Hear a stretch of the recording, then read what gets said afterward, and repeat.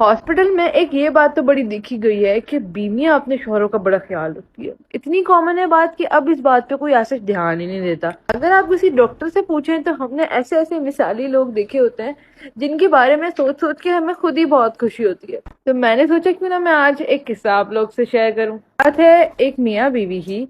उसकी बीवी बहुत शदीद बीमार थी और शौहर उसके साथ था। उसने उसके शौहर को उस खातून के डायपर चेंज करने से लेके, उसका खून साफ करने से लेके, उसका मुंह साफ करने से लेके, उस पर खुशबू तक लगाते हुए देखा है। मेरे फारिग वक्त में जब मेरी उससे बात होती थी तो वो मुझे बताता था कि बेगम मेरी नाराज है क्योंकि काम नहीं है मेरे पास।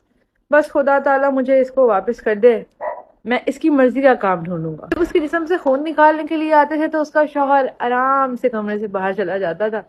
डॉक्टर साहिबा, मुझसे देखा नहीं जाएगा। एक दफा मैंने उससे पूछा कि तुम इससे इतनी मोहब्बत करते हो। उसने कहा, डॉक्टर साहिबा, मोहब्बत तो एक चीज है, खुदा ताला ने हम दोनों को साथ जोड़ दिया है, तो अब चाहे ये बीमार हो, मैं बीमार हो, रहना तो हमें साथ ही है।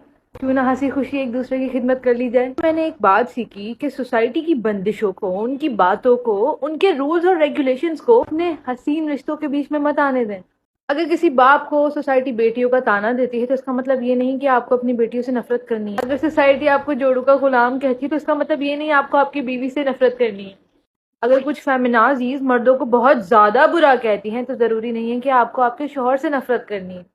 अपने रिश्ते खुशहाली से निभाएं, जिंदगी बहुत हसीन है।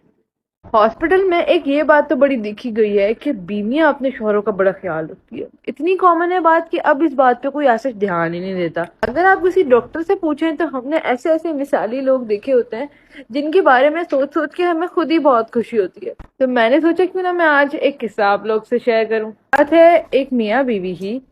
उसकी बीवी बहुत शदीद बीमार थी और शौहर उसके साथ था। उसने उसके शौहर को उस खातून के डायपर चेंज करने से लेके, उसका खून साफ करने से लेके, उसका मुंह साफ करने से लेके, उस पर खुशबू तक लगाते हुए देखा है। मेरे फारिग वक्त में जब मेरी उससे बात होती थी तो वो मुझे बताता था कि बेगम मेरी नाराज है क्योंकि काम नहीं है मेरे पास।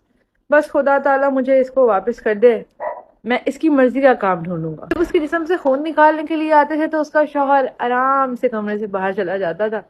डॉक्टर साहिबा, मुझसे देखा नहीं जाएगा। एक दफा मैंने उससे पूछा कि तुम इससे इतनी मोहब्बत करते हो। उसने कहा, डॉक्टर साहिबा, मोहब्बत तो एक चीज है, खुदा ताला ने हम दोनों को साथ जोड़ दिया है, तो अब चाहे ये बीमार हो, मैं बीमार हो, रहना तो हमें साथ ही है।